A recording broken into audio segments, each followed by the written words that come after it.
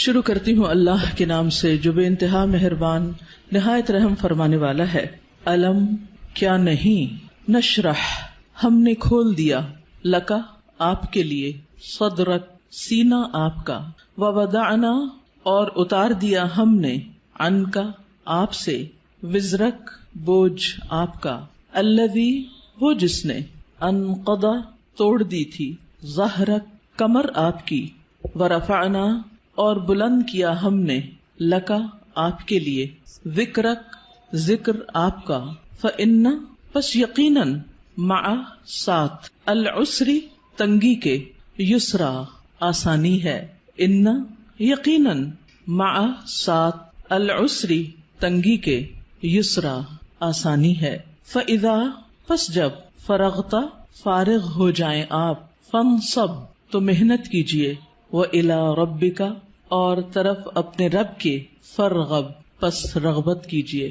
سورۃ الانشراح جس کا ایک نام سورۃ الشرح بھی ہے اور سورۃ الم نشرح بھی، یہ تین نام عام طور پر آپ کو مختلف مصاحف میں لکھے ہوئے ملیں گے۔ تینوں میں معنی ایک ہی ہے، مکی سورت ہے، پچھلی سورت کا تتمہ ہے یعنی کمپلیشن ہے۔ بعض کے خیال میں یہ دونوں ایک ہی سورت ہے، لیکن حقیقت یہ ہے کہ دونوں الگ الگ صورتیں ہیں، سورۃ الضحیٰ اور سورۃ الم نشرح۔ سورۃ الضحیٰ میں بھی رسول اللہ صلی اللہ علیہ وسلم پر اللہ سبحانہ وتعالیٰ کے انعامات کا ذکر ہے، اور اس سورت میں بھی آپ صلی اللہ علیہ وسلم پر اللہ سبحانہ وتعالیٰ نے جو انعامات کیے، احسانات کیے، ان کا ذکر ہے۔ سورۃ الضحیٰ میں حسی انعامات، ظاہری انعامات، نظر آنے والی چیزیں، ان کا ذکر ہے، اور سورۃ الشرح میں معنوی یا نظر نہ آنے والے لیکن حقیقت میں جو اللہ سبحانہ وتعالیٰ کے انعامات ہیں جن کا ذکر آگے آئے گا آج، ان کا ذکر ہے۔ حقیقت یہ ہے کہ کوئی بھی نعمت کسی کو بھی جب ملتی ہے تو اس پر لازم ہوتا ہے کہ وہ اس کا شکر ادا کرے۔ سورۃ الضحیٰ کے آخر میں آپ صلی اللہ علیہ وسلم کو بتا دیا گیا کہ آپ شکر ادا کرنے کے لیے کیا کیا کریں۔ کیا بتایا گیا؟ فَأَمَّا الْيَتِيمَ فَلَا تَقْهَرْ وَأَمَّا السَّائِلَ فَلَا تَنْهَرْ وَأَمَّا بِنِعْمَةِ رَبِّكَ فَحَدِّثْ، کہ جس طرح آپ پر احسانات ہوئے ہیں کہ اللہ تعالیٰ نے آپ کو یتیمی کی حالت میں بہترین ٹھکانہ عطا کیا اور بہترین آپ کو علم عطا کیا، نبوت عطا کی، تو اسی طرح آپ بھی یتیم کے ساتھ احسان کریں، اور جو سوالی کوئی آئے، علم کا سوالی یا مال کا سوالی، اس کے ساتھ نرمی کا سلوک کریں، اس کو ڈانٹے نہیں۔ یعنی آپ صلی اللہ علیہ وسلم کو دی جانے والی نعمتوں اور احسانات کا شکر ادا کرنے کا طریقہ بتایا جا رہا ہے، جیسی نعمتیں ویسا ہی شکر، اسی کی قسم کا شکر۔ اور اس صورت میں بھی ہم دیکھتے ہیں کہ جن احسانات کا ذکر ہے بعد میں اسی طرح کے شکر ادا کرنے کی بات ہے، اور یہاں چونکہ مانوی نعمتیں ہیں جیسے وحی الہی ہے، اور اللہ سبحانہ وتعالیٰ نے آپ کے لیے جو آسانیاں کی اور آپ کا ذکر خیر جو بلند کیا، تو اس پر آپ کو حکم دیا جا رہا ہے کہ آپ اپنے رب کی طرف توجہ کیجئے، اس کی عبادت کیجئے، جب فارغ ہو جائیں تو بھی اپنے رب کی طرف رغبت کیجئے۔ انسان جب کسی بھی نعمت کا شکر ادا کرتا ہے تو اللہ تعالیٰ کا وعدہ ہے کہ وہ اس نعمت کو بڑھا دیتا ہے اور زیادہ عطا کرتا ہے۔ ہمیں بھی اللہ تعالیٰ نے مختلف طرح کی نعمتیں اور ٹیلنٹس دے رکھے ہیں، بعض اوقات ہم اپنے ان ٹیلنٹس کو فل کیپیسٹی میں استعمال نہیں کرتے، نتیجہ کیا ہوتا ہے؟ ہماری صلاحیتوں کو زنگ لگ جاتا ہے۔ لیکن جتنا زیادہ ہم ان کو استعمال کرنے لگتے ہیں، جتنا زیادہ ہم ان کو دینے لگتے ہیں، اور خاص طور پر اگر کوئی شخص دین کی دعوت دینے والا ہو یا تعلیم دینے والا ہو، تو ایک استاد یا ایک داعی جتنا زیادہ اپنے مدعو کے ساتھ یا اپنے طالب علم کے ساتھ، اسٹوڈنٹ کے ساتھ محنت کرتا ہے، اس کے لیے قربانی کرتا ہے، اس کو سکھانے کی اور اس کو دینے کی کوشش کرتا ہے، تو اس کا علم اور تجربہ اتنا زیادہ بڑھتا چلا جاتا ہے۔ نہ صرف یہ کہ علم اور تجربہ بڑھتا ہے، بلکہ شاگردوں کے دل میں اس کے لیے محبت اور اس کے لیے رسپیکٹ اور اس کی قدر کا جذبہ بھی اسی طرح بڑھتا ہے۔ ہم سب بھی اپنے اپنے وقت میں طالب علم رہے، اور ہم سب جانتے ہیں کہ کس استاد کا ہماری نظر میں کیا مقام تھا، آج تک ہمیں یاد ہے۔ تو اسی طرح ہمارے شاگردوں کی نظر میں بھی ہر استاد کا اپنا اپنا ایک مقام ہے، اور کس کا مقام اور درجہ اور عزت اور محبت اور قدر زیادہ ہوتی ہے؟ جو اپنے شاگردوں کے لیے جتنا زیادہ مخلص ہوتا ہے، وہ علم دینے کے کام کو یا نبوت کا کام کو پیشہ نہیں ہوتا۔ یہ ایک اللہ سبحانہ تعالیٰ کی نعمت کا، اللہ تعالیٰ کے اس احسان کا کہ اس نے ہمیں یہ سب کچھ عطا کیا، اس کا شکر ادا کرنا ہوتا ہے، اظہار نعمت کرنا ہوتا ہے، اس کو شیئر کرنا ہوتا ہے، دوسروں کے ساتھ بانٹنا ہوتا ہے. اور انسانوں کی تعلیم و تربیت اور انسانوں کو کچھ بنانا یہ دنیا کا سب سے بڑا کام ہے. کیونکہ مادی چیزیں، پتھر توڑ کے گھر بنانا، کوٹ کے بجری سڑکیں بنانا، یہ بھی ایک کام ہے جو نظر آنے والی چیزیں ہیں، لیکن وہ تو ہمارے لیے مسخر ہیں، مطیع ہیں، فرما بردار ہیں. ہم جہاں چاہیں ان کو لگا دیں، جس طرح چاہیں ان کو رکھ دیں. لیکن انسان اتنی آسانی سے بات سننے والے نہیں ہوتے. ان کو مولڈ کرنا اور ان کو گھڑنا اور ان کو کچھ بنانا اور ان کو سنوارنا اور ان کو نکھارنا، جو نبی صلی اللہ علیہ وسلم کے فرائض منصبی میں سے تھا. اور یہی آپ کے بعد ہر استاد کی ذمہ داری ہے کہ وہ طالب علموں کو صرف انفارمیشن ٹرانسفر کرنے والا نہ ہو، بلکہ ان کے اندر کے پوٹینشل کو، ان کی صلاحیت کو، ان کے اندر پائی جانے والی مختلف جو قوتیں ہیں ان کو نکھارنے اور معاشرے کے لیے اور خود اس شخص کے لیے زیادہ سے زیادہ مفید بنانے والی. اور یہ کام والدین کے بعد استاد ہی کرتا ہے اور یہ اس کی بہت بڑی ذمہ داری ہوتی. تو اس پس منظر کو سامنے رکھتے ہوئے ہم اس سورت کا انشاءاللہ مطالعہ کریں گے کہ ہمیں کیا کرنا ہے. سوال یہ پیدا ہوتا ہے کہ کیا یہ احکامات جو اس سورت کے اندر آئے ہیں صرف نبی صلی اللہ علیہ وسلم کے لیے خاص ہیں یا اس کے بعد ان لوگوں کے لیے بھی جو آپ کے طریقے پر چلنے والے ہوں اور آپ ہی کے کام کو آگے لے کر بڑھنے والے ہوں. تو حقیقت یہ ہے کہ یہ سب کے لیے ہیں، آپ کے لیے خاص اور ہمارے لیے عمومی طور پر. تو آئیے دیکھتے ہیں سورت کو. اللہ سبحانہ وتعالیٰ فرماتے ہیں الم نشرح لک صدرک. الم کیا نہیں، سوالیہ انداز ہے اور یہ یقیناً کے معنوں میں ہے، قد کے معنوں میں. نشرح ہم نے کھول دیا. شرح کا لفظ ہوتا ہے کسی چیز کو چھوٹے چھوٹے ٹکڑے کر کے، جیسے گوشت ہے تو گوشت کے چھوٹے چھوٹے سلائسز کرنا، اس کو کاٹنا. تشریح سرجری کے لیے بھی آتا ہے. الم نشرح کیا ہم نے کھول نہیں دیا، لکا آپ کے لیے، آپ کی خاطر، کیا صدرک آپ کا سینہ، کیا ہم نے آپ کی خاطر، آپ کے لیے آپ کا سینہ کھول نہیں دیا، آپ کے دل کی تنگی کو دور نہیں کر دیا. اگر دیکھا جائے تو دنیا میں پائی جانے والی نعمتوں میں سے سب سے بڑی نعمت یہ ہے کہ انسان کو شرح صدر، سینے کی وسعت، دل کی وسعت، دل کا اطمینان نصیب ہو. ڈپریشن کیا ہے؟ دل کا گھٹنا، سینے کا تنگ ہونا، اندر کی تنگی، شح، بخل، انسان کے اندر کی ایسی کیفیات کہ نہ وہ اپنے سے راضی اور خوش اور نہ کسی اور سے. اللہ سبحانہ وتعالیٰ نے ہمارے دل کو ہر چیز سے مختلف بنایا ہے. باقی جتنی بھی چیزیں ہیں ان میں جب ہم کچھ ڈالتے ہیں تو وہ بھر جاتی ہیں، تنگ ہو جاتی ہیں. لیکن دل اگر نرم ہو تو اس میں جتنی بھی علم اور حکمت اور خیر کی چیزیں ڈالی جائیں وہ اتنا ہی زیادہ وسیع ہوتا چلا جاتا ہے، اتنا ہی زیادہ کھلتا چلا جاتا ہے، اتنا ہی اس میں انبساط آتا ہے، اتنی ہی زیادہ اس میں خوشی اور اطمینان آتا ہے. تو یہ ایک بہت بڑی نعمت ہے اور یہ مانوی نعمت ہوتی ہے، ٹینجیبل نہیں ہوتی کہ آپ چھو کے دیکھ سکیں کہ کیا ہے. پچھلی صورت میں ٹینجیبل نعمتیں تھیں لیکن یہاں مانوی نعمتوں کا ذکر ہے. الم نشرح لک صدرک کیا ہم نے آپ کے لیے آپ کا سینہ کھول نہیں دیا. جب سینہ کھلتا ہے تو مشکل سے مشکل، پیچیدہ سے پیچیدہ اور کمپلیکیٹڈ معاملات سمجھ میں آنے لگتے ہیں. انسان چیزوں کی تہ تک پہنچنے لگتا ہے، اس کو گہرائی نصیب ہوتی ہے، اس میں وزڈم آتی ہے، اس میں ڈیپتھ آتی ہے اور انسان دور تک سوچنے لگتا ہے. ابراہیم علیہ السلام کا ویژن آپ دیکھیں کہ انہوں نے نبی صلی اللہ علیہ وسلم کے بھیجے جانے کے لیے دعا کی تھی 2500 سال پہلے. وہ کیسے، ان کو یہ ضرورت کیوں محسوس ہو گئی اور انہوں نے اپنی دعا میں یہ دعا کیوں شامل کی کہ اللہ ان کے اندر سے ایک شخص ایسا اٹھانا جو ان کی تعلیم و تربیت کرے. ہم ایسی بات کیوں نہیں سوچتے، ہمیں ایسے خواب کیوں نہیں نظر آتے؟ اس لیے کہ ہم صرف اپنی ہی ذات کے گرد گھومتے ہیں. سیلفش، دل چھوٹا ہے، نظر کوتا ہے، تنگ ہے، شارٹ سائٹڈ ہے، دور کی چیزوں کو نہیں دیکھ پاتے، صرف قریب کے فائدوں کو دیکھتے ہیں. آج مجھے کیا مل رہا ہے ہم اس کو دیکھتے ہیں، کل میری کوششوں کا صلہ کیا نکلے گا، کیا ملے گا مجھے، اس کی طرف ہماری نگاہ نہیں جاتی. لہٰذا جو لوگ شارٹ ٹرم گولز کے لیے کام کرتے ہیں وہ کوئی بڑا کام کبھی بھی نہیں کر سکتے، اور جو لوگ دور تک سوچتے ہیں اور وہ وہی سوچتے ہیں جن کے اندر وسعت ہوتی، جن کا دل بڑا ہوتا ہے، جن کی نگاہ دور تک دیکھتی. تو الم نشرح لک صدرک کیا ہم نے آپ کے لیے آپ کا سینہ کھول نہیں دیا.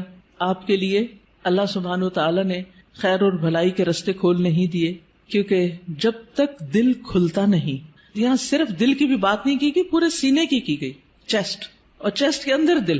چیسٹ کی جگہ زیادہ ہوگی تو پھر باقی چیزوں کے اندر بھی وسعت آئے گی. تو نبی صلی اللہ علیہ وسلم کو اللہ سبحانہ وتعالی نے یہ خاص صلاحیت دی تھی جس کی وجہ سے آپ نبوت کا کام لینے کے قابل ہوئے تھے. اسی لیے قرآن آپ کے قلب پر نازل ہوا تھا اور آپ نے اس کو محفوظ کیا تھا. اسی لیے پھر اس کو صحیح طور پر سمجھ کر آگے بیان کیا تھا، کیونکہ ان سب چیزوں کا تعلق شرح صدر کے ساتھ ہوتا ہے. یہی وجہ ہے کہ ہم دیکھتے ہیں کہ موسیٰ علیہ السلام جب اللہ سبحانہ وتعالی نے ان سے بات کی، ہم کلام ہوئے اللہ تعالیٰ، اور ان کو اپنے کام کے لیے چن لیا، وَاصْطَنَعْتُكَ لِنَفْسِي، اور اللہ تعالیٰ نے ان کو اپنی رسالات سے نوازا، تو انہوں نے سب سے پہلی دعا کیا مانگی؟ رب اشرح لی صدری ویسر لی امری واحلل عقدۃ من لسانی یفقہوا قولی، کہ اللہ میرا سینہ کھول دے، یہ ساری بات مجھے بھی سمجھ آئے اور دوسروں کو بھی سمجھ آئے، اور میرا کام آسان کر دے، اور میری زبان کی گرہ کھول دے تاکہ لوگ بات سمجھ سکیں، اور مجھے میرے گھر والوں میں سے ایک مددگار میرے بھائی ہارون کو عطا کر. تو بہرحال اللہ سبحانہ وتعالی جس کے ساتھ بھلائی کا ارادہ کرتا ہے، من یرد اللہ بہ خیرا یفقہہ فی الدین، اور پھر افمن شرح اللہ صدرہ، کیا بھلا وہ جس کا سینہ اللہ نے کھول دیا، فہو علی نور من ربہ، اور وہ اپنے رب کی طرف سے ایک نور پر ہو. تو جس کا سینہ اللہ تعالیٰ کھول دے، اور خصوصاً جس کو اللہ ہدایت دینا چاہتا ہے، صحیح راستہ دکھانا چاہتا ہے، تو اس کے بارے میں کیا فرمایا؟ من یرد ان یہدیہ یشرح صدرہ للاسلام، جس کو اللہ ہدایت دینا چاہتا ہے اس کا سینہ اسلام کے لیے کھول دیتا ہے، اس کو وسعت عطا کر دیتا ہے، اس کے دل میں پھر اسلام کی محبت پیدا ہو جاتی، وہ اس کے لیے کچھ کرنا چاہتا ہے. اور ساری قربانیاں اس کے بعد ہی ہوتی ہیں جب انسان کا سینہ کھل جاتا ہے. اور پھر آپ دیکھیں کہ سینہ تنگ کب ہوتا ہے، دل تنگ کب ہوتا ہے؟ جب لوگ ہم پہ باتیں کرتے ہیں، جب لوگ ہمیں ہرٹ کرتے ہیں، تو پھر ان کی طرف سے ہمارا دل تنگ ہو جاتا، پھر ہم معاف نہیں کر سکتے، پھر ہم اپنے دل میں حسد اور بغض اور ان چیزوں کو بھر لیتے ہیں، پھر ہم ان لوگوں کے ساتھ خیر اور بھلائی نہیں کر سکتے. لیکن آپ دیکھیے کہ پیغمبروں کو لوگوں نے کون سا لقب ہے جو نہیں دیا، ساحر، کاہن، مجنون، شاعر، نہ جانے کیا کچھ، لیکن کیا انہوں نے ان باتوں کو دل میں رکھا اور لوگوں سے انتقام لیے اور جوابی کاروائیاں کی، یا ان کو معاف کر کے پھر بھی ان کی ہدایت کی دعائیں کرتے رہے؟ جنہوں نے پتھر مارے طائف کے سفر پر، آپ نے ان کے لیے کیا کیا؟ ان کے لیے بھی دعائیں کی. ہر موقع پر، نہ صرف یہ کہ نبی صلی اللہ علیہ وسلم نے بلکہ باقی پیغمبروں میں. آج بھی جو شخص واقعی سچے دل سے اسلام کی خدمت کرنا چاہتا ہے، یعنی جس کے دل میں اسلام کی خدمت کا جذبہ ہے، اسے لازمی طور پر اپنے دل کی وسعت کے لیے دعا کرنی، اسے اپنے دل کو کھلا کرنا ہوگا، اسے لوگوں کو معاف کرنا ہوگا، اسے لوگوں کی غلطیوں سے درگزر کرنا ہوگا. اس کے علاوہ بعض لوگوں نے اس کا یہ معنی بھی بیان کیا ہے کہ نبی صلی اللہ علیہ وسلم کا شق صدر کیا گیا تھا، آپ کے سینے کو واقعی لٹرلی کھولا گیا تھا 2 مرتبہ، ایک دفعہ بچپن میں اور ایک دفعہ بڑے ہو کر معراج کے موقع پر. اور اس میں کیا ہوا تھا کہ آپ صلی اللہ علیہ وسلم کے پاس جبریل آئے، انہوں نے آپ کا سینہ کھولا، ساتھ ان کے سونے کا پیالہ تھا جس میں زمزم کا پانی تھا، آپ کا دل نکالا گیا اور پھر اسے زمزم کے پانی سے دھویا گیا اور واپس اس میں ایمان اور حکمت بھر کے اندر رکھ دیا گیا. تو لٹرلی بھی آپ کے سینے کو کھول کر آپ کو، یعنی کہ آپ کے دل کو صاف کر دیا گیا، اور اس میں کسی کے لیے کسی طرح کبھی کوئی حسد، بغض اور کوئی بھی چیز باقی نہ رہی. اور آج اسی چیز کی ہم سب کو بھی ضرورت ہے کہ ہمارے دلوں میں کسی کے لیے کوئی نفرت اور کوئی بھی حسد اور بغض نہ ہو، لوگوں کو معاف کرنا جانے اور خوش رہیں، مطمئن رہیں. ایسے ہی دلوں کے اندر ایمان آتا ہے، ایمان بڑھتا ہے، ایمان کی زینت ہوتی ہے، اور پھر ایسے ہی لوگوں کو ہدایت ملتی ہے، حق کی معرفت ملتی ہے.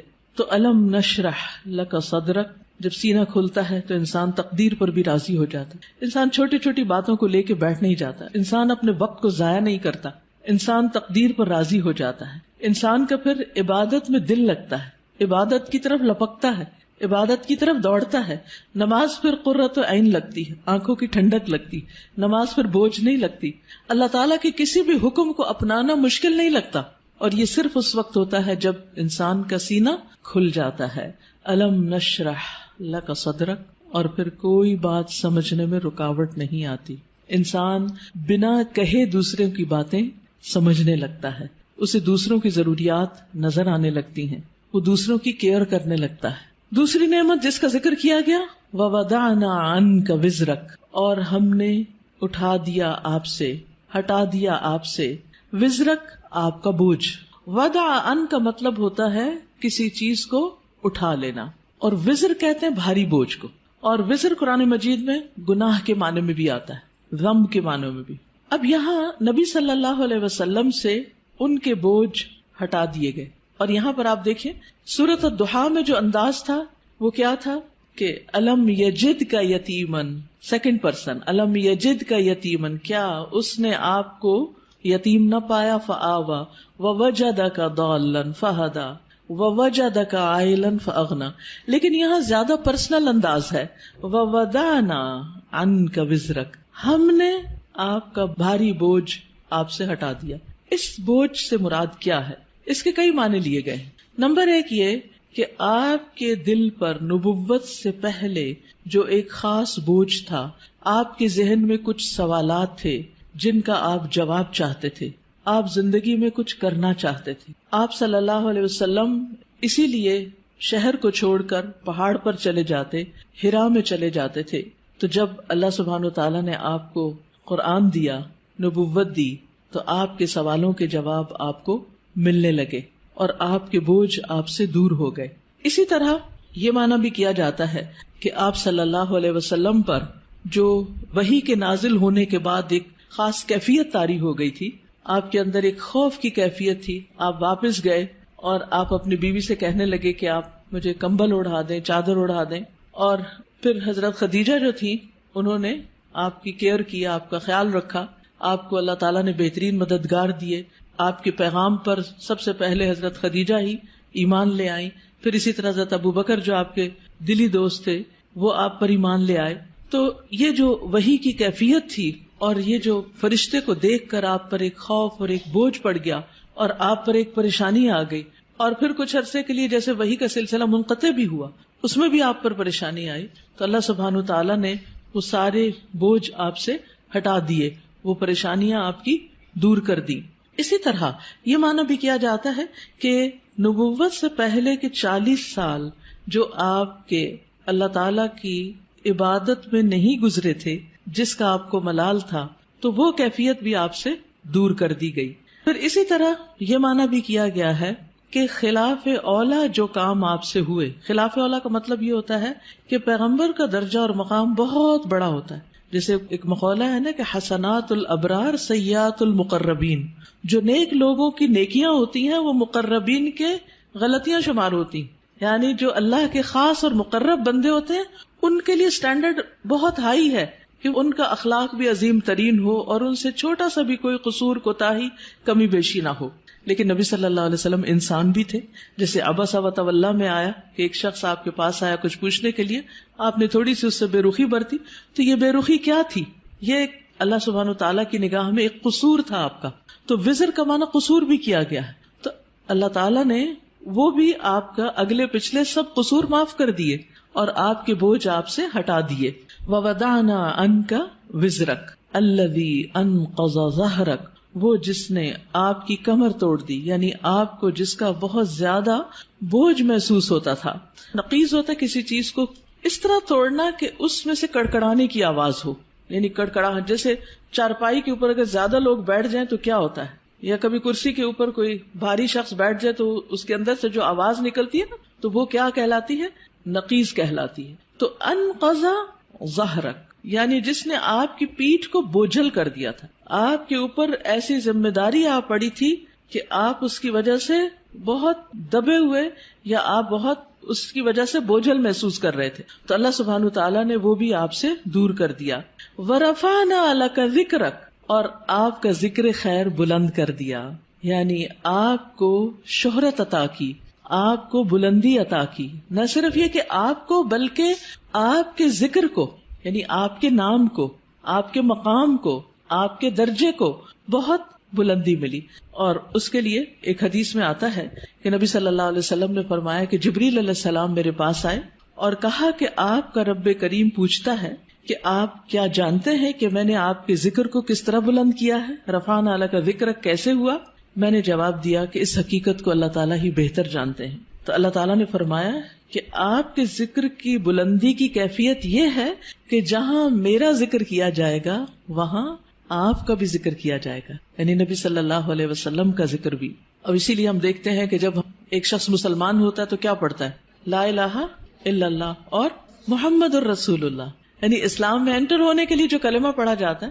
اسی طرح اشہد ان لا الہ الا اللہ و اشہد ان محمدن عبدہ و رسولہ. پھر اسی طرح آپ دیکھیے کہ 5 وقت جو نماز ہوتی ہے آذان، اس میں اشہد ان لا الہ الا اللہ و اشہد ان محمد الرسول اللہ. پھر نماز میں اتحیات اور پھر اس کے بعد درود شریف، اس میں بھی نبی صلی اللہ علیہ وسلم کا ذکر ہوتا ہے. پھر اسی طرح جب بھی جہاں بھی جو بھی آپ کا نام لے ساتھ آپ کے اوپر درود و سلام بھیجے، پڑھنے والا بھی اور سننے والا بھی. یہ بھی آپ کے ذکر کی بلندی اور آپ کی قدردانی ہی کا ایک ذریعہ ہے. پھر اسی طرح اور کون سے مواقع جہاں آپ کا ذکر خیر بلند ہوتا ہے؟ یعنی آپ کی دنیا میں جتنے بھی چاہنے والے وہ دشمنوں کے پروپیگنڈے سے متاثر نہیں ہوتے.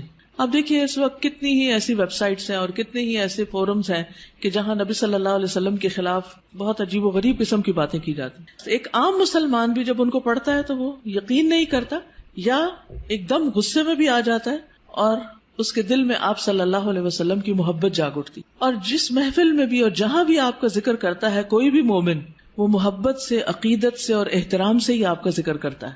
پھر اسی طرح آپ دیکھیے کہ دنیا میں شاید ہی کوئی ہو کہ جس کو آپ کے بارے میں علم نہ ہو، آپ کی خبر نہ ہو.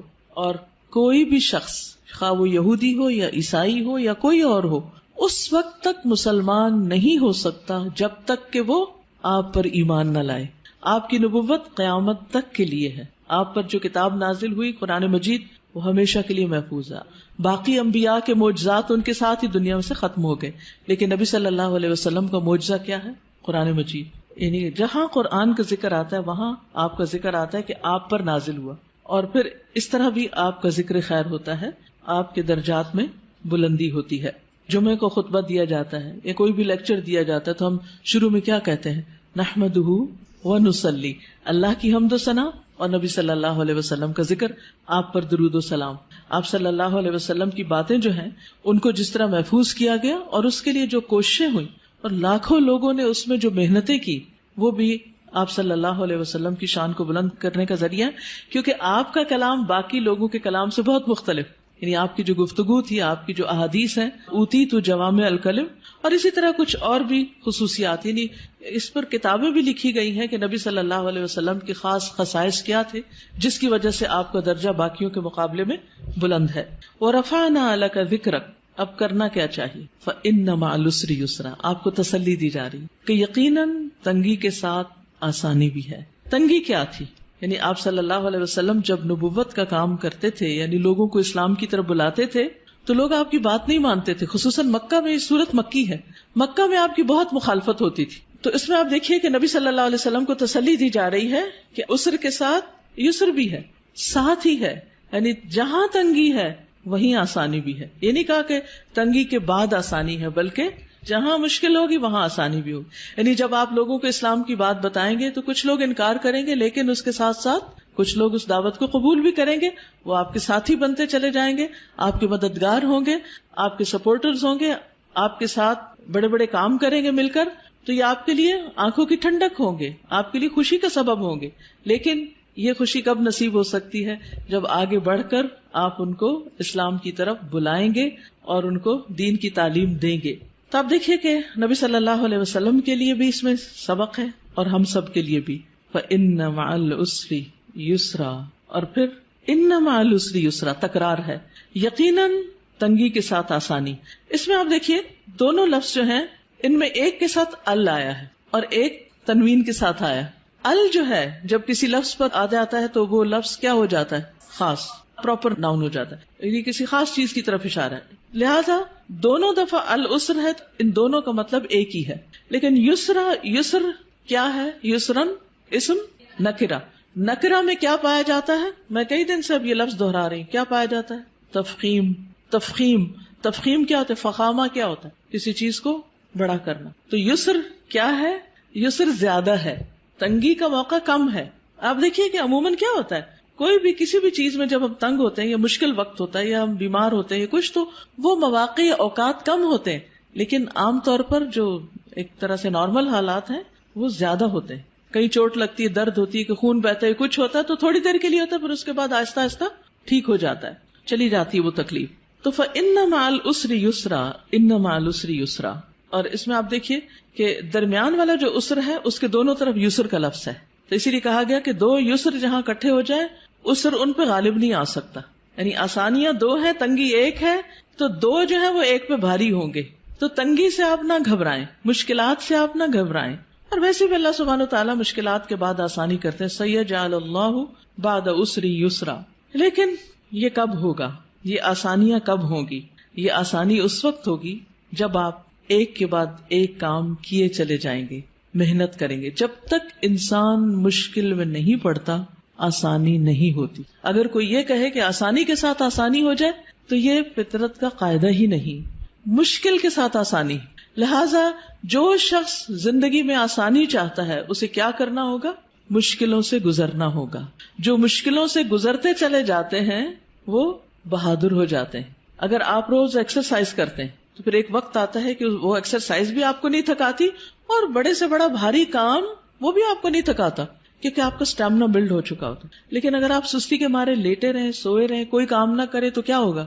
کیا ہوگا نتیجہ؟ آپ کچھ بھی زیادہ نہیں کر سکیں گے، کولیپس کر جائیں گے، آپ کے مسل ڈیڈ ہو جائیں گے، آپ کوئی بھاری کام نہیں کر سکیں گے. لیکن آپ دیکھیے کہ ایک شخص جس نے بچپن سے بہت مشکلات دیکھی ہوں، بڑے ہو کر اس کا حوصلہ اتنا بلند ہوتا ہے کہ بڑی بڑی باتیں اس کے نزدیک کچھ بھی نہیں ہوتی. وہ کہتے ہیں یہ بھی کوئی بات ہے. لیکن ایک شخص جس کی زندگی بہت آسانیوں میں گزری، اس نے کوئی تنگی کا وقت نہ دیکھا ہو تو وہ چھوٹی سی مشکل سے بھی بہت زیادہ گھبرا جاتا ہے، اس کا مقابلہ نہیں کر سکتا. اسی طرح جو لوگ اپنا ذہن استعمال کرتے رہتے ہیں، اپنا دماغ استعمال کرتے رہتے ہیں، مثلا میتھمیٹکس ہے یا کوئی بھی سبجیکٹ ہے، آپ اس کو پڑھتے رہیں کرتے رہیں وہ اتنا آسان ہو جاتا ہے کہ پھر آپ کی ٹپس پر آ جاتا، اتنی ہی آپ کے اندر تیزی آ جاتی. لیکن اگر آپ کسی بھی سبجیکٹ کو پڑھنا ہی چھوڑ دیں، پڑھانا ہی چھوڑ دیں، چاہے آپ اس کے ماسٹر ہی کیوں نہ ہو، یا جس سبجیکٹ میں آپ نے ماسٹرز کیا ہو اس میں بھی آپ زیرو ہو جاتے ہیں، کچھ بھی یاد نہیں ہوتا کیونکہ آپ نے اس کو پڑھا نہیں، اس کے لیے تکلیف نہیں اٹھائی. جب اٹھا رہے تھے جب آپ اسے بہت آگے تھے. تو کوئی بھی چیز زندگی میں تنگی کے ساتھ ہی آسانی کی طرف جاتی ہے، آسانی کے ساتھ آسانی نہیں. اور اس میں آپ دیکھیے کہ مثلا مختلف تکلیفیں انسان پر جب آتی، مثلا بیماری ایک تنگی کی حالت ہے، اس میں آسانی کیا ہوتی؟ کیا کیا آسانیاں ہو جاتی ہیں بیماری میں؟ نماز چھوٹی ہو جاتی ہے، لیٹ کے پڑھتے ہیں، تیمم کر لیتے ہیں. کتنے لوگ آپ کا خیال رکھتے ہیں، وہ جو آپ کو دنوں تک نہیں پوچھتے وہ آپ کا حال پوچھنے آ جاتے ہیں، آپ کی عیادت کرنے آ جاتے ہیں، آپ سے ملاقات کرنے آ جاتے ہیں. اور کیا ہوتا ہے؟ دعائیں آپ کی بھی قبول ہوتی ہیں اور دوسرے آپ کے لیے دعائیں کرنے لگتے ہیں. وہ آپ کو جو دعا میں یاد نہیں تھے آپ ان کی دعاؤں میں آ جاتے ہیں اور اتنی زیادہ پھر دعائیں کرتے ہیں. بچہ بیمار ہو جائے تو ماں کی دعاؤں کا حال دیکھیں، ماں بیمار ہو جائے تو بچے کی دعاؤں کا حال دیکھیں. تو یہ ساری آسانیاں کس کے ساتھ ہیں؟ اس ایک بیماری کی مشکل کے ساتھ. ریسٹ بھی ملتا ہے انسان کو، ساری ذمہ داریاں کاموں کو انسان چھوڑ کے سویا رہتا ہے. عام طور پر آپ کو سونے کا وقت نہیں ملتا. جو نارمل روٹین میں آپ کام کاج کر رہے ہوتے ہیں وہ ثواب بھی آپ کو ساتھ ساتھ مل رہا ہوتا ہے. فَإِنَّ مَعَ الْعُسْرِ يُسْرًا، إِنَّ مَعَ الْعُسْرِ يُسْرًا. اب کرنے کا کام کیا ہے؟ یسر کب ہوگی؟ فَإِذَا فَرَغْتَ فَانْصَبْ. جب آپ فارغ ہوں تو کیا کریں؟ محنت کریں. یہ عجب کانسیپٹ ہے. ہم جب فارغ ہوتے ہیں، ٹرم ختم ہوتی ہے، سیشن ختم ہوتا ہے تو پھر ہم ہالیڈیز کرتے ہیں، آرام کرتے ہیں، ریلیکس کرتے ہیں، کام کاج چھوڑ دیتے ہیں، سوئے رہتے ہیں. سنڈے کا دن کیسے گزارتے؟ کام کم کرتے ہیں. نبی صلی اللہ علیہ وسلم کو کیا حکم دیا گیا؟ فَإِذَا فَرَغْتَ فَانْصَبْ. جب آپ ایک کام سے فارغ ہو جائیں تو دوسرے میں آ جائیں. مثلا اگر آپ جہاد کے کام سے فارغ ہوئے، تعلیم کے کام سے فارغ ہوئے تو اللہ کے ذکر اور نماز اور تہجد کی طرف. آپ دیکھیے کہ سارا دن آپ کے کام ہوتے تھے اور پھر رات ہوتی تھی تو آپ عبادت میں کھڑے ہو جاتے تھے، لیکن اسی سے تو آپ کے درجے بلند ہوئے کہ آپ کو مقام محمود ملا. تو جو شخص محنت کرتا ہے اسی کو بلندیاں ملتی. اور یہی سبق ہم سب کے لیے ہے کہ کام کے بعد آرام نہیں، کام کے بعد کام اور پھر کام اور پھر کام. بس کام کی شکل بدل جائے گی، وہی ریلیکسیشن ہے. کیونکہ جب آپ ایک کام کر کر کے تھکتے ہیں نا تو دوسرا کام شروع کر دیتے ہیں. تو آپ کیا کرتے ہیں؟ اس پہلے کام کی تھکاوٹ سے نکل آتے ہیں اور دوسرے کام کی تھکاوٹ جب دوسرے سے تھکتے ہیں تو آپ پھر ایک اور کام شروع کر دیتے ہیں. تو وہ جو بدل بدل کے آپ کام کرتے رہتے ہیں اس میں آپ کے لیے آسانی ہو جاتی ہے. فن سب کا ایک مطلب نصب کرنا بھی ہوتا ہے. نصب کا مطلب گاڑنا بھی ہوتا ہے، یعنی جب آپ باقی کاموں سے فارغ ہو جائیں تو پھر اللہ کی عبادت کے لیے کھڑے ہو جائیں. آپ کتنا قیام کرتے تھے، کتنا کھڑے ہوتے تھے، پاؤں سوج جاتے تھے. جب آپ کو کہا گیا کہ آپ کے تو اگلے پچھلے سارے گناہ معاف ہو گئے ہیں تو آپ نے کیا فرمایا؟ افلا اکون عبدا شکورا. کیا میں اللہ کا شکر گزار بندہ نہ بنوں؟ ہم شکر کیسے ادا کرتے ہیں؟ صرف زبانی کلامی. کیا کسی نعمت کے ملنے پر ہم پہلے سے زیادہ اللہ کی طرف راغب ہوتے ہیں؟ کوئی بھی نعمت، دین کی، دنیا کی. اور فن سب اس محنت کو کہتے ہیں جو انسان کو تھکا دے، تھکا دینے والی محنت. فارغ ہوں تو تھکا دینے والی محنت کریں. اسی لیے آپ دیکھیں کہ ویسٹ میں کیا کانسیپٹ ہے، لوگ سارے دن کے کام کے بعد سیدھا کہاں جاتے ہیں؟ جم جاتے ہیں اور جم جا کے کیا کرتے ہیں؟ ورک آؤٹ کرتے ہیں، وہ پسینہ بہنے لگتا ہے، اور ہم کہاں جاتے ہیں؟ بستر پہ جاتے ہیں، کھانے پہ جاتے ہیں، کام کے بعد کام، سخت محنت. آپ دیکھیے فَإِذَا فَرَغْتَ فَانْصَبْ، اسے کس نے لے لیا؟ جو آج دنیا میں ترقی کر گئے. اور ہم جو الٹے چل رہے ہیں پیچھے ہی جا رہے ہیں. الٹا چلنے والے پیچھے جاتے ہیں. ہم نے اس قرآن کو سمجھا ہی نہیں اور اس کے مطابق عمل کیا ہی نہیں. وَإِلَىٰ رَبِّكَ فَارْغَب، صرف ورک آؤٹ کر کے تھکنا مراد نہیں ہے، بلکہ اپنے رب کی طرف رغبت کرنا ہے، اپنے رب کی طرف رجوع کی. آپ دیکھیے کہ انسان جس سے محبت کرتا ہے نا، تو جب انسان تھک جاتا ہے نا، تو پھر اس کا کیا دل چاہتا ہے؟ اب اس سے بات کرے، اب اس سے ملاقات کرے. تو جو اللہ سے محبت کرتا ہے وہ دنیا کے کام کاج سے جب تھکتا ہے تو نماز کی طرف راغب ہوتا ہے، تاکہ اللہ سے بات کرے، اللہ کا ذکر کرے، اللہ کو یاد کرے. نبی صلی اللہ علیہ وسلم نے حضرت فاطمہ کو کیا سکھایا تھا؟ سارے دن کے کام کار کر کے تھک جاتی تھی، خادم دیا یا کچھ اور؟ تسبیحات. یہ تسبیحات پڑھ لیا کرو، تھکاوٹ دور ہو جائے گی. اور واقعی آپ بھی پڑھ کے دیکھیے، الی ربک فارغب، تھکاوٹ دور ہو جائے گی، انسان بالکل ریلیکس ہو جاتا ہے. جب انسان اور کام کر کر کے تھک جاتا ہے نا، تو میں تو ہمیشہ سمجھتی ہوں کہ نماز ریلیکس کرنے کے لیے آتی، ذکر بھی ہو رہا ہوتا ہے، ایکسرسائز بھی ہو رہی ہوتی. جب آپ پڑھ کے اٹھتے ہیں تو بالکل یوں ریلیف ملتا ہے جیسے وَوَضَعْنَا عَنْكَ وِزْرَكَ، سارے بوجھ اتر گئے، سارے گلے شکوے ختم، جو مشکلات ہیں ان کے لیے دعا کر لی، اللہ تعالیٰ کے آگے رو دھو لیے، دل کے بوجھ بھی اتر گئے، جسمانی بوجھ بھی اتر گئے. ویسے بھی کہ کوئی ہے ہماری سننے والا، تو یہ اسی کو نصیب ہوتا ہے جو اللہ کی طرف رغبت کرتا ہے. اسی طرح بعض اس کا معنی یہ بھی لیا ہے کہ نماز پڑھنے کے بعد پھر آپ ایک دم اٹھ نہ جائیں، بلکہ نماز کے بعد کے اذکار کریں. اسی طرح دنیا کے کاموں کے بعد عبادت کریں، عبادت کے بعد دنیا کے کام کریں، یعنی ایک کام کے بعد دوسرا کام. اس طرح ایک بیلنس ہوتا ہے، کیونکہ بہت سے لوگ جو دین کی دعوت دیتے ہیں بس وہ پڑھنے پڑھانے میں لگے رہتے ہیں، عبادت سے غافل ہو جاتے ہیں. عبادت ایکولی امپورٹنٹ ہے، ذکر اذکار ایکولی امپورٹنٹ ہے. نتیجہ کیا ہوتا ہے؟ طرح طرح کی مشکلات کا شکار ہو جاتے، پھر وہ ایک روحانی اسٹرینتھ اور ایمانی قوت نہیں ہوتی، لہٰذا وہ آنے والے چیلنجز اور مشکلات کا مقابلہ نہیں کر سکتے. وہ جو بڑے جذبوں کے ساتھ ایک کام شروع ہوتا ہے وہ کیا ہوتا ہے؟ نیچے بیٹھ جاتا ہے اور انسان پیچھے ہٹنے لگتا ہے. تو اس لیے بہت ضروری ہے کہ انسان دنیا کا کام اور اس کے ساتھ ساتھ عبادت کا کام، دین کی تبلیغ کا کام اور اس کے ساتھ ساتھ اللہ کا ذکر اور عبادت، یہ پرفیکٹ بیلنس قائم کر دیتا ہے. ورنہ نبی صلی اللہ علیہ وسلم نے فرمایا، یا ابن آدم، اے آدم کے بچے، تفرغ لعبادتی، اللہ سبحانہ وتعالیٰ فرماتے ہیں اے آدم کی اولاد، میری عبادت کے لیے فارغ ہو، وقت نکالو. املا قلبک غنا، میں تمہارے دل کو غنا، بے نیازی سے بھر دوں گا، دل کو راحت دے دوں گا. واملا یدیک رزقا، اور تیرے دونوں ہاتھ رزق سے بھر دوں گا، رزق دوں گا تمہیں. یا ابن آدم، اے آدم کے بیٹے، لا تبعد منی، مجھ سے دور نہ ہونا، عبادت سے منہ نہیں موڑنا. فاملا قلبک فقرا، ورنہ تیرے دل کو محتاجی سے بھر دوں گا. ہر وقت تمہیں غم پریشانی لگی رہے گی کہ میرے پاس کچھ نہیں، میری یہ بھی ضرورت ہے، یہ بھی، اس چیز کا کیا ہوگا، اس کام کا کیا ہوگا، یہ ضرورت کہاں سے پوری ہوگی. فکر فکر فکر. واملا یدیک شغلا، اور تیرے دونوں ہاتھ کام سے بھر دوں گا، تجھے کاموں سے فرصت نہیں ملے گی اور تیرے دل کو پریشانی سے نجات نہیں ملے گی. کیوں؟ اس لیے کہ تو عبادت کے لیے وقت نہیں نکالتا.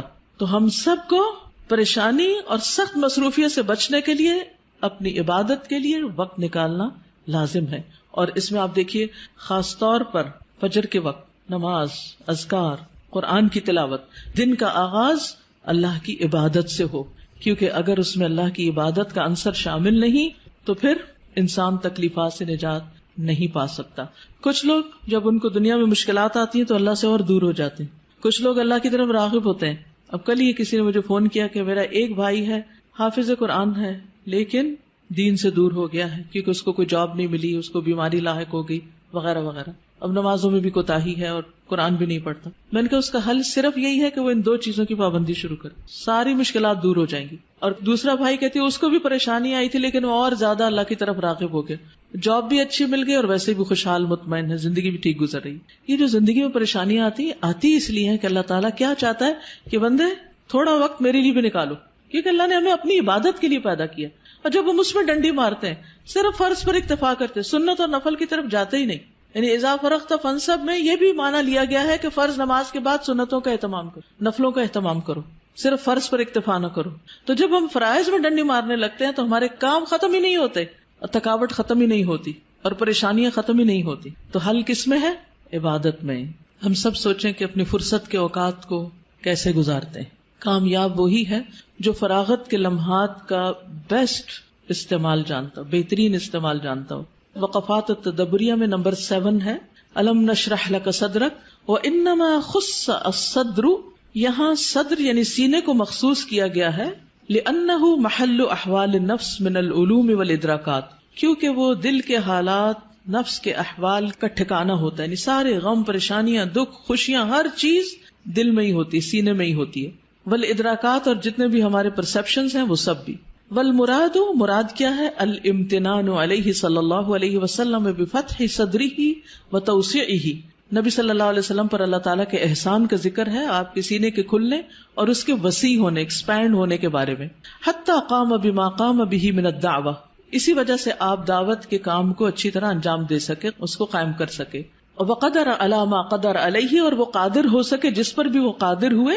من حمل آباء النبوۃ، نبوت کے بوجھ اٹھانے کے، وحفظ الوحی، اور وحی کی حفاظت یا اس کو یاد کرنے کے. یعنی اسی لیے آپ صلی اللہ علیہ وسلم نے جو کام کیا اتنا بڑا 23 سال کے اندر، اس دل کی وسعت، سینے کی وسعت کی وجہ سے ہی کر سکے. بڑا شخص وہ ہوتا ہے جس کا سینہ اور دل بڑا ہوتا ہے، چھوٹا پن دل کا چھوٹا پن ہوتا ہے. وَمَن يُوقَ شُحَّ نَفْسِهِ فَأُولَٰئِكَ هُمُ الْمُفْلِحُونَ. جو دل کی تنگی سے بچایا گیا وہی دراصل کامیاب ہونے والے ہیں. السؤال لماذا خص الصدر فی الآیۃ الکریمہ وما المراد بذلک. اس آیت کریمہ میں، آیت کریمہ صرف لا الہ الا انت سبحانک نہیں، ہر آیت کریمہ ہوتی. اس معزز آیت میں سینے کو کیوں خاص کیا گیا ہے اور اس سے مراد کیا ہے؟ کیونکہ سارے ہمارے جو احساسات، جذبات، سارے کے سارے دل سے متعلق ہوتے ہیں، سینے سے متعلق ہوتے ہیں. اور پھر اس سے مراد یہ ہے کہ سینے کی وسعت کے ساتھ ہی انسان وسیع کاموں کے قابل ہوتا ہے. نیکسٹ پیج کو دیکھیے. فَإِنَّ مَعَ الْعُسْرِ يُسْرًا إِنَّ مَعَ الْعُسْرِ يُسْرًا فَالْعُسْرُ وَإِن تَكَرَّرَ مَرَّتَيْنِ فَتَكَرَّرَ بِلَفْظِ الْمَعْرِفَةِ فَهُوَ واحد. عسر اگرچہ 2 بار آیا ہے لیکن معرفہ آیا ہے، ال کے ساتھ آیا ہے، اس لیے اس کا ایک ہی معنی ہوگا، یعنی عسر ایک ہی شمار ہوگا دونوں آیتوں میں. وَالْيُسْرُ تَكَرَّرَ بِلَفْظِ النَّكِرَةِ، اور یسر جو ہے نکرہ کے طور پر آیا ہے 2 بار. فَهُوَ يُسْرَانِ، تو معنی 2 آسانیاں ہوگا. فَالْعُسْرُ مَحْفُوفٌ يُسْرَيْنِ، عسر یسرین 2 آسانیوں کے ساتھ گھرا ہوا ہے. یسرٌ قبلہ و یسرٌ بعدہ، پہلی آسانی اور بعد کی آسانی. فَلَن يَغْلِبَ عُسْرٌ يُسْرَيْنِ، عسر 2 آسانیوں پہ غالب آ ہی نہیں سکتا. السؤال الیسر اوسع من العسر، یسر عسر سے زیادہ وسیع ہے. وضح ذلك في ضوء هاتين الآيتين، ان 2 آیتوں کی روشنی میں اس کی وضاحت کیجیے، پیچھے وضاحت ہو چکی ہے. پھر اس میں معنی الکلمات میں دیکھیے. انقضا کا معنی ہے اثقلا، بوجھل ہو گیا. فرغتا کا معنی من اشغال الدنیا، دنیا کی مصروفیات سے جب آپ فارغ ہوں. فانصب فجد فی العبادہ، عبادت میں محنت کیجیے. فرغب فتوجہ واطلب وتضرع، توجہ کیجیے، طلب کیجیے اور آہوزاری کیجیے. عمل بالآیات میں اشغل احد اوقاتک فراغک بعبادت، اپنے فراغت کے اوقات میں سے کسی وقت کو عبادت میں لگا لیجیے، مشغول کر لیجیے. فَإِذَا فَرَغْتَ فَانْصَبْ وَإِلَىٰ رَبِّكَ فَارْغَب. ایک چھوٹی سی چیز سیلف انالیسس کے لیے کہ اپنی زندگی میں پائی جانے والی کسی بھی تکلیف یا کسی بھی مشکل کو لکھیں اور پھر اس مشکل کے ساتھ آپ کو کیا کیا آسانیاں ملی یا اس مشکل کی وجہ سے اس کو بھی لکھیں. مشکل کیا ہے اور اس کے ساتھ آسانی کیا ہوئی. دوسری چیز، فارغ وقت کب ہوتا ہے اور اس میں آپ کیا عبادت کر سکتے ہیں. اپنی موجودہ عبادت میں کچھ نہ کچھ مزید انکریز کریں، اضافہ کریں. استاذہ میں یہ سوچ رہی تھی کہ یہ ہمیں واقعی غور کرنا چاہیے، کیونکہ بہت سارے ہمارے ایسے اوقات ہوتے ہیں جو بیسیکلی فارغ ہوتے ہیں لیکن ہم ان کو فارغ سمجھ نہیں رہے ہوتے. جیسے ٹریولنگ کا اگر بہت سارا لمبا ٹائم ہے نا، بالکل، تو ہم یعنی اس میں ہم کتنا کچھ کر سکتے ہیں نا، لیکن ہم اس میں نہیں کرتے کیونکہ ہمارا کچھ پلان نہیں ہوتا کہ ہم نے اس میں کچھ پڑھنا ہے یا کچھ ذکر کرنا ہے یا کچھ عبادت کرنا ہے. یہ ہمارے ہی ملک میں ہے عام طور پر. افسوس کے ساتھ اس وقت کے ہم مسلمانوں کی حالت ہے. ورنہ اگر آپ ویسٹ میں جائیں، کسی بس میں ٹریول کریں، ٹرین میں کریں، لوگ نیوز پیپرز، کتابیں، مختلف چیزیں پڑھتے ہی نظر آئیں گے. ہر شخص کچھ نہ کچھ کر رہا ہوگا. یعنی سفر کے وقت کو استعمال کرنا. اسی طرح کسی بھی انتظار کے وقت کو، ڈاکٹر کے پاس انتظار کر رہے ہیں، گاڑی کے آنے کا انتظار کر رہے ہیں، کسی شخص کا انتظار کر رہے ہیں، اس وقت کو بھی آپ پروڈکٹیو بنائیں.